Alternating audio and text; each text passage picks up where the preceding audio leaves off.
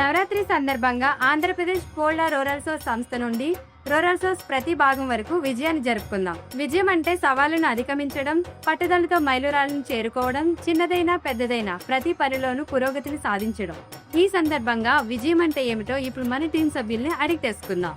నా దృష్టిలో విజయం అనేది తమ్ముడికి ఉన్నత విద్యలో సహాయం చేయడం. విజయం అనేది నాకు నచ్చిన జీవిత భాగస్వామిని ఎంచుకునే స్వేచ్ఛ. నా దృష్టిలో విజయం అనేది ప్రతిరోజు నా కుటుంబ సభ్యులతో కలిసి ఇంట్లో వండి చేసిన భోజనం సంతృప్తిగా తినడం.